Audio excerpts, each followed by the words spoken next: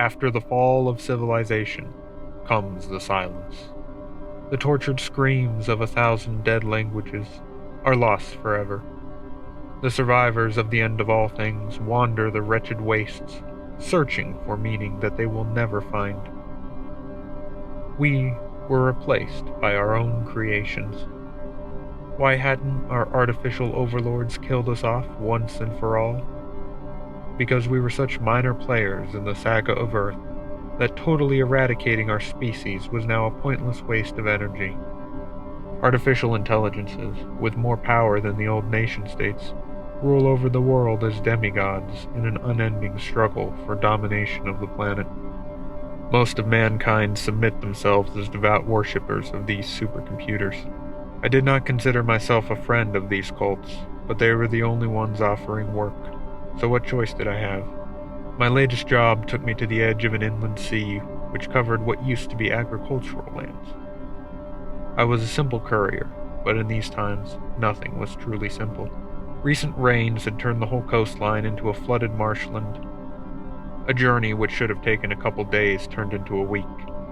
My supplies ran low and I was forced to stop in a small fishing village.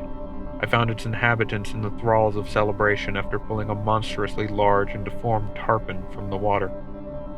They were in the middle of carving away its flesh for smoking and drying. The fish had 2 heads, each with its own set of terrifyingly sharp teeth, and it stretched the length of 2 fully grown men. How such a creature survived to grow to that size, I do not know. Although the villagers did not speak any organized language, I was able to trade several lengths of copper wire for a week's worth of dry fish. Metal was exceedingly rare in the age of computers, and it was quite possible that only the oldest of the villagers had encountered more than a tiny bit of it. I left the village behind and continued up the lonely coast. I was careful not to stray too far from the water for fear of ending up in one of the radiation sinks to the east. Eventually, I came upon the massive river delta which fed into the inland sea.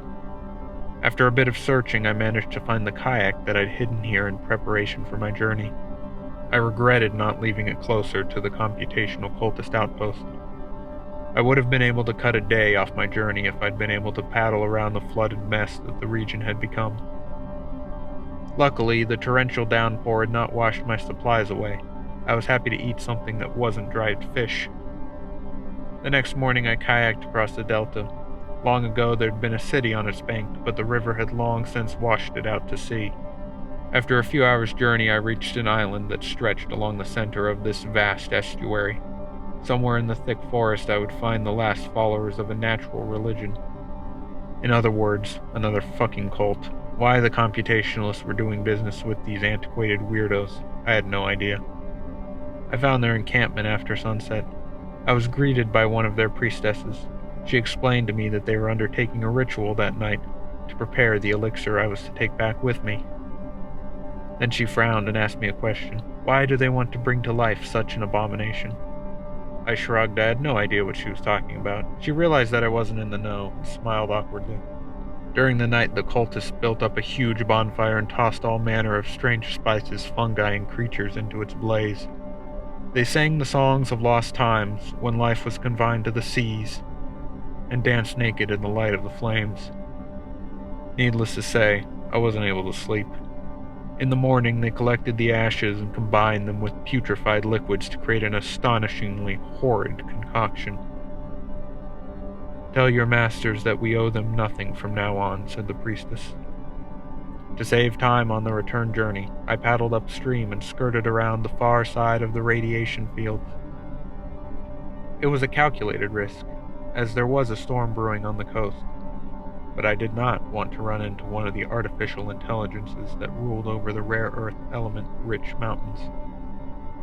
I was lucky and passed through the foothills without meeting my demise at the hands of one of their robotic minions. I did witness aberrant shadows above the distant peaks, but they kept to their own business. Perhaps my mission was approved by those mechanical gods. I passed down into the lowlands and returned to the computationalist headquarters. I met with a low-level priest and handed over my wretched cargo for a large sum of gemstones. I could trade these shiny baubles for just about anything humankind had to offer.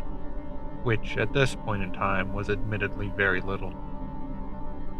I left their strange building and tried to put the whole mission out of my head.